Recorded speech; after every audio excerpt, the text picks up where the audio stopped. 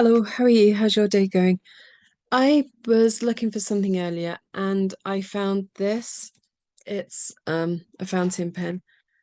For years I've wanted a fountain pen and I wanted a red one because one day I want to drive a Range Rover and I want it to be a red Range Rover. And it must be six, seven, no, it must be eight-ish, maybe more years ago now. I'd gone to Milton Keynes to meet a lady that was going to help me with building the website up. And after we'd finished talking, we'd had a stop for a coffee in Marks and Spencer's where we'd had the meeting. And after we'd finished, I'd gone for a walk and I was having a mooch around John Lewis before driving back home. And I was looking at the fountain pens, and this member of staff kind of called across and said, "Oh, I'll be just one moment with you in a moment." And I didn't like to just, and I said, "I'm only looking," but I don't think she heard me, and I didn't like to just walk off. Anyway, she came back after a couple of minutes and, "Hello, how can I help you?" She was really lovely, an amazing member of staff.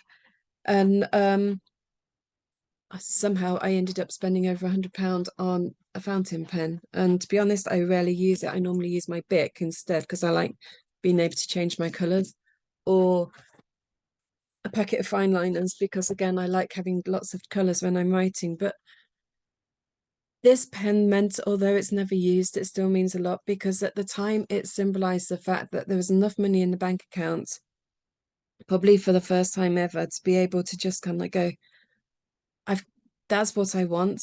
And then to actually not just go, I can't afford it.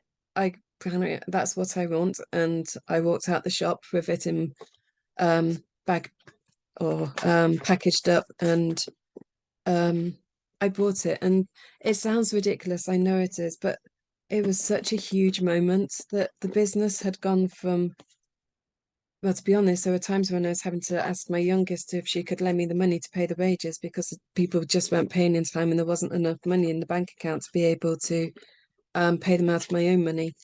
But this kind of like symbolized the beginning of the change, the fact that now there was money in the account and I could just go into a shop and make splurges like that and then be able to walk out a Parker pen. And even now, it's like I say, it's just symbolic, but it's it showed something. It still means a lot, even if, like I say, it's really just normally just sits in a drawer and gets forgotten about. But Rick, what I'm saying is, I guess, look back at what you've achieved, look back at how far you've come, because very often it's too easy to look forward and kind of like think I've still got all that to do. I look at my kind of like plan and I'm still a million miles away from my end goal. But by the other score now, when I look back, I can also look back with pride and kind of like think about the fact that it's gone from me, myself, and I to a team of. In fact, I'll tell you another story, sort of related to this.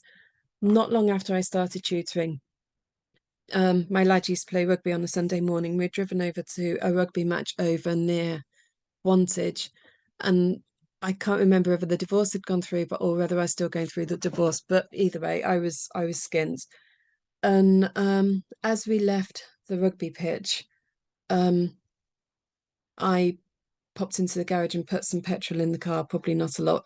And a lot of the other parents had done that as well. I was chucking around in, I don't know what I was driving, but it would have been an old banger, and they were all driving their big flash cars. And I felt, in my own mind, I felt very inadequate to them because I was just driving my little old banger.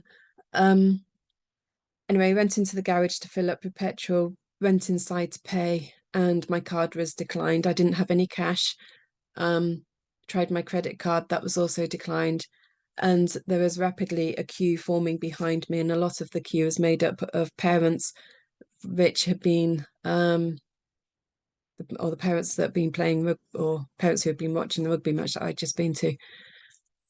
And the shame and the embarrassment of not being able to pay for your petrol is it's awful. And we lived too far away, so I couldn't just leave something of value, which made it an even bigger um issue. And so yeah, you can like look back, I guess that would have been 12 years, and you kind of think how far we've come since then.